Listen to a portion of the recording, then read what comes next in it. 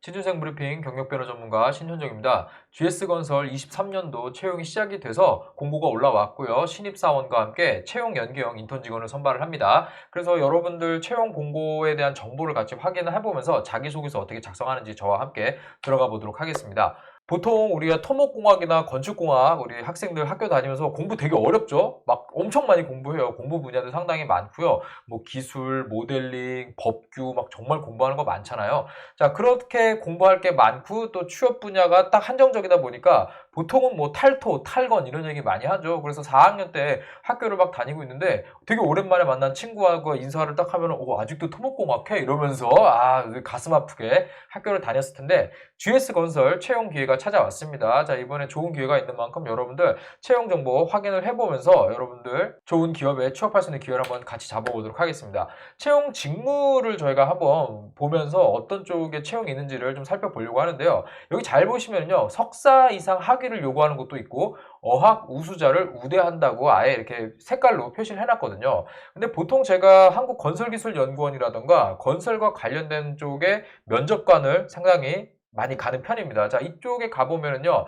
일반적으로는 자, 시공, 현장에서 일하는 분야에서는요, 학사만 가지고도 충분히 취업하는데 남습니다. 자, 그런데 여기 채용 공고 잘 보시면요, 지질이나 지반, 그리고 2차 전지, 그리고 소재 부분, 데이터를 이용해서 모델링을 하는 게 있거든요. 이런 건설과 관련해서 빌딩 인포메이션 모델링 해갖고 이렇게 막 만드는 게 있어요. 자, 이렇게 시공처럼 현장에 가서 일하지 않는 직무 쪽에서는요, 사실 석사 학위를 요구하는 경우를 저는 많이 봤거든요. 근데 여기 건설사에서도 당연히 이런 부분에서 석사 학위자 이상 필수라고 나와 있는 부분이 있죠. 그래서 이 부분은 우리 학사로서 지금 채용 지원을 하는 구직자들한테는 해당되는 부분은 아니라고 이야기를 드리도록 하겠습니다. 그런데 석사 이상 공부를 했거나 박사로 진학할 생각이 없다면 사실은 여기 건설회사 가는 게 가장 좋거든요. 자, 이 부분 생각을 하셔가지고 지원할 때 고려를 좀 해주셨으면 좋겠고요. 그리고 어학 우수자 우대가 있거든요. 이 부분 제가 뒤에 조금 더 설명을 드릴게요. 그래서 각각의 파트별로 시공을 하는 쪽, 현장에 나가는 쪽은 일단은 학부 졸업으로 충분하고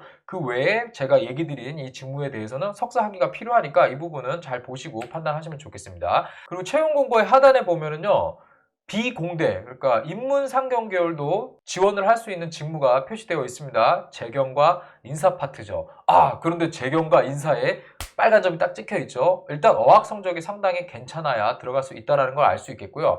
보통은 여기 재경 부분은 아무래도 돈과 관련된 부분인데 상경 계열을 우대한다고 나와 있지요. 건설 같은 경우는요, 알죠? 뭐 프로젝트 파이낸싱이니 아니면 자금이니 또 해외로 나갈 경우는 어때요? 전부 외화가 왔다 갔다 하기 때문에 상당히 복잡한 재무 회계 관리가 필요한 게 건설사입니다. 그래서 은행권을 준비를 했거나 또 세무사, 회계사, 재경관리사 이렇게 여러분들 자격을 공부했는데 자격 취득은 하지 않았었어도 해당 지식이 좀 있다. 그러면은 제가 볼 때는 여기 지원하는데 크게 문제는 없습니다. 자, 그래서 은행을 준비하려고 했었거나 아니면은 나름의 고급 자격증이죠. 이런 쪽에 준비를 했던 지원자라면 상당히 유리할 수 있다는 부분 여기서 체크를 해주시면 되겠고요. 그리고 현장 관리 부분이 나와 있죠. 그래서 보통은요, 건설사가 딱 있어도요, 현장마다 사무실이 또 다 있어요. 그래서 거기에 나가면은요, 그 안에서도 다 또 재경, 인사, 총무, 구매가 다 존재하거든요.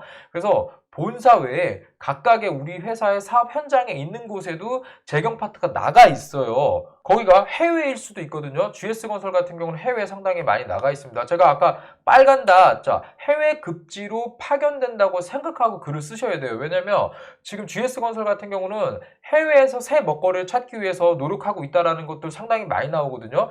경기가 침체되고 전 세계적으로 코로나 때문에 상당히 닫혀 있었죠. 그리고 국내 건설 경기가 좋지 않죠. 아파트만 지어서 뭐 먹고 살 건데 이런 얘기 정말 많이 나오잖아요. 그래서 일단은 해외 파트 쪽에 일을 할 수 있을 것이다라고 상정하고 여기 여러분들 지원을 하셔야 됩니다. 자, 인사 파트도요. 채용은 HRM인데 평가 보상, 인력 운영, HR 제도 기획 운영 이쪽은 HRD거든요. 물론 학부에서 인적 자원 개발 전공이 있기는 있어요. 그런데 인사 쪽에서 두 파트 HRM과 HRD를 다 가리키는 쪽은 잘 없습니다. 그렇기 때문에 여기 전공 무관이라고 나와 있는 이유거든요. 자, 인사 업무는 쉽게 생각하시면 돼요. 자, 취준생들이 왜 대기업 선호하죠? 그만큼 평가 보상 제도가 잘 되어 있어서 내가 회사를 믿고 일했을 때 그 급여, 충분히 내가 생각하는 만큼의 급여를 받을 수 있기 때문에 대기업을 선호하는 거거든요. 자, GS건설의 인사도 당연히 그와 맞춰서 평가 보상 체계가 다 어느 정도 갖추어져 있겠죠. 자, 이 파트를 이해하고 들어가는 거, 자, 요거만 생각하시면 좋겠습니다. 어쨌든 여기서 빨간 다시 찍혀 있는 인프라 파트라던가 플랜트 이쪽은 당연히 해외 쪽에 건설 사업이 더 많겠죠. 뭐 해외로 일단 기본적으로 나간다라고 생각을 하시면 되겠습니다. 그 외에도 해외 관련된 업무가 상당히 많이 존재한다는 것을 생각하시고 여러분들 여기 지원을 하셨으면 좋겠어요. 자, 그러면 GS건설과 관련된 부분 제가 간단하게 좀 이야기를 드렸고요. 자기소개서 작성이 4가지 항목이 있습니다. 각각 항목별로 같이 들어가 보도록 할게요. 자, 첫 번째 항목 같이 볼게요. 해당 직무의 지원 동기와 본인이 지원 직무에 적합하다는 것을 나타낼 수 있는 강점과 약점을 구체적으로 기술해 주십시오 라고 나와 있습니다. 그런데 여러분들 자기소개서 작성은 꼭 알아두십시오. 제가 가르쳐드리고 제가 첨삭해주는 것과 다른 선생님들이 해주시는 게 다를 수밖에 없거든요. 그래서 여러 사람한테 이야기를 듣고 수정을 받는 게 사실 좋아요. 근데 어느 한 사람의 말만 딱 듣고 쓰기에는요 조금 다른 부분이 있습니다. 그래서 아마 GS건설 관련해서 저 말고도 다른 분들도 영상을 올리실 거예요. 여러 명의 좀 영상을 보시면서 참고를 하셔라 라고 저는 조언을 좀 드리도록 하겠습니다. 자, 이 항목에서 여러분들이 꼭 보셔야 되는 게요. 자, 지원 동기를 먼저 쓰라고 나와 있잖아요. 여러분도 이거 글 쓸 때 참고를 꼭 해주셔야 되는데 글을 쓸 때 여기 보면 항목에서 제시하는 순서가 나와 있어요. 자, 이 순서에서 지원 동기죠. 지원 동기를 물어보고 또 뭘 물어봐요? 본인이 직무에 적합한 거를 물어보니까 직무 관련 경험, 소재를 작성하라는 거죠. 자, 여기에서 강점과 약점을 구체적으로 기술을 하라. 자, 이렇게 3가지를 쓰라고 요구를 하고 있잖아요. 자, 그러면 이 자기소개서를 읽고 평가하고 나중에 면접에서 읽어보는 면접관들은 어떻겠어요? 항목을 보고 저 순서대로 파악을 해요. 그래서 처음에 딱 자기소개서 시작할 때 첫 세 줄은 동기를 쓰셔야 돼요. 여러 기업들 중에 정확히는요, 여러 건설사 중에 왜 GS인가? 그냥 도급 순위가 높아요 이런 게 아닙니다. 여러 건설사 중에 왜 GS를 선택을 했고, 자, 그리고 지원 직무와 관련해서 입직을 하기 위해서 내가 준비를 해온 과정이 있을 거예요. 자, 이 과정을 사례로 써주시는 게 그 다음에 여러분들이 이어서 작성하는 것입니다. 자, 그래서 여기에서 이제 강점과 약점을 나타내라 라고 하는 거는요, 따로 쓰라는 게 아니에요. 자, 여기 지금 제가 사례를 얘기했죠. 이 사례를 통해서 내가 발견한 나의 강점과 나의 약점을 작성을 하시는 거예요. 자, 글을 쓰는 순서는 처음에 3줄의 지원 동기, 그 다음에 입직하기 위해서 준비해온 과정을 사례로 쓰는데 이 사례를 통해서 발견한 나의 직무를 수행하는데 가진 강점 그리고 조금 약한 부분을 여러분들이 써주시는 거예요. 자, 그러면 지원 동기를 쓸 때 어떤 것부터 파악을 해야죠? 당연히 이 회사의 핵심 가치, 코어 밸류를 먼저 확인을 해야 되는 거예요. 자, 이 GS건설의 핵심 가치는요, 변화, 최고, 신뢰입니다.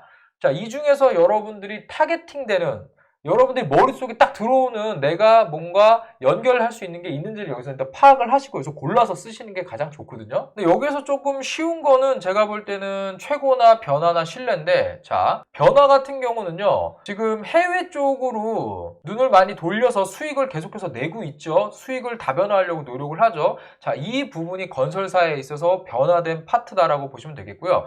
그리고 최근에 2차 전지라던가 이런 쪽에 아까 채용 공고 보셨죠? 탄소 중립이라는 여러 가지 이슈라던가 전 세계적으로 친환경 공법이라던가 이런 거 계속 나오고 있잖아요. 자, 이런 부분에 있어서 GS건설이 변화에 기민하게 반응하는 회사다. 이런 부분이 마음에 들어서 나는 다른 건설사들보다 GS건설의 경쟁력이 있기 때문에 지원한다. 자, 이런 쪽으로 풀어주시거나, 자, 최고.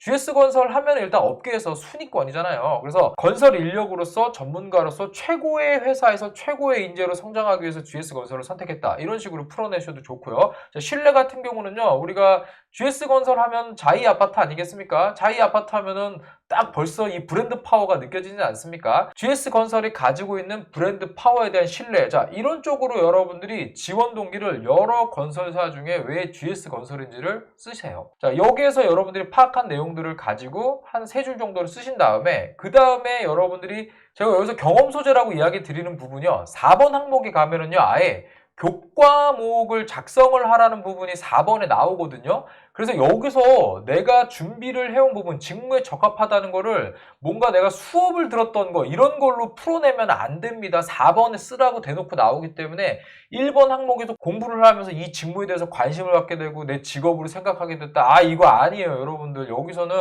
경험 소재, 공부가 아닌 쪽에서 일단은 판단을 하셔야 됩니다. 그래서 제가 예전에 이 건설사를 가려고 하는 학생들을 지도를 할 때 그런 얘기를 꼭 해요. 최근에 가장 최신 공법으로 지은 랜드마크라던가 학교에서 견학을 갔던 데가 혹시 있느냐, 또는 현장 실습에서 나가서 본 게 있느냐, 제가 이런 거 꼭 물어보거든요. 왜냐면 수업 시간에 막 모델링 해보고 데이터 가지고 돌려보고 막 이런 거 많이 하거든요. 여기서 직무를 적합한 걸 쓰기 위해서 강점 약점을 써야 되니까 거의 열에 한 7, 8은 또 캡스톤 디자인 가지고 끌고 들어오거든요. 그래서 다른 사람들이 많이 쓰는 소재를 여기에서 작성하시는 거는 제가 볼 때는 그렇게 크게 여러분들한테 도움이 되진 않습니다. 여러분들이 제일 좋은 건 그래서 인턴이라는 거예요. 인턴이 아니더라도 견학이라던가 현장 방문이라던가 현장 실습이라던가 아니면 아르바이트라도 해본 게 분명히 있을 거거든요. 자, 이거와 관련된 경험 소재를 1번으로 갖고 오는 게 가장 좋습니다. 그 다음에 강점과 약점은요, 여러분들 나의 성격적으로 가지고 있는 강점과 양점이 아니에요, 여러분들. 여기서 말하는 거는 내가 해당 직무를 수행하는 데 있어서 가진 강점 또는 약점인데, 자, 이거를 여러분들이 하는 방법은요, 강점과 약점을 찾으려면요, 저는 이거 여러 명으로 소그룹 스터디 할 때 많이 좀 시키는데, 일단은 해당 직무에서 갖추어야 할 역량을 뽑아보라고 해요. 한 10개 정도. 네, 10개 정도. 집단지성으로 막 뽑게 합니다. 한 10개 정도 나오면은요, 이 안에서 여러 가지 막 나오잖아요. 뭐 정확성, 준비성 막 이렇게 막 나오는데, 이런 거 한 10개 정도 만든 다음에 내가 정확성이 강점인데, 그러면 제가 해당 경험을 하면서 제가 다른 사람보다 정확성에 대한 기준이 상당히 높은 편이라는 걸 알게 되었다. 뭐 이런 식으로 풀어내면 좋죠. 자, 만약에 내가 정확성이 단점으로 쓸 수도 있죠. 해당 업무나 경험을 하면서 정확성을 중시하다 보니까 다른 사람들보다 항상 과제 제출이라던가 일을 끝내는 타이밍에 있어서 뭔가 한 발자씩 늦는 거를 발견하게 됐다. 뭐 이런 식으로 여러분들이 쓰면 좋죠. 건설 회사에서는 공기를 맞추고 약속을 지키는 게 가장 중요한 만큼 정확성과 함께 시간을 지키는 것도 중요하다고 생각을 해서 그 이후에 어떠한 경험을 할 때는 시간을 맞추면서도 정확하게 하는 거를 지키기 위해서 상당히 노력한 부분이 있었다라고 이렇게 글을 써주시면 되겠죠. 자, 이 부분을 여러분들이 생각을 하시면서 직무와 관련된 역량을 가지고 강점과 약점을 선택해서 쓰시면 돼요. 그래서 뭐 강점 같은 약점 이런 건 존재하지 않아요. 약점은 그냥 약점이에요. 그래서 내가 어떻게 그거를 보완하려고 노력해 왔는지를 쓰시면 되겠고요. 그리고 GS건설에서 좀 많이 키워드로 제가 좀 찾아보니까 수익성을 높이는 것과 글로벌 사업에 대한 의지를 많이 키워드로 내보내고 있더라고요. 그래서 여러분들이 제가 글을 쓸 때 꼭 제가 마지막에 한 2-3줄 정도는 칸을 좀 아껴뒀다가 여기에다가 어떤 의지, 취업 의지를 좀 써라 이렇게 이야기를 하거든요. 항목의 내용과 상관없이. 그래서 이 취업의 의지, 어떤 쪽으로 내가 GS건설의 경쟁력을 갖춘 글로벌 사업을 이끄는 신입사원이 되겠다. 자, 이런 키워드를 갖고 들어오라는 얘기예요. 그래서 1번 항목을 여러분들이 제가 이렇게 좀 가이드 드린 방향으로 한번 써보시면 좋겠습니다.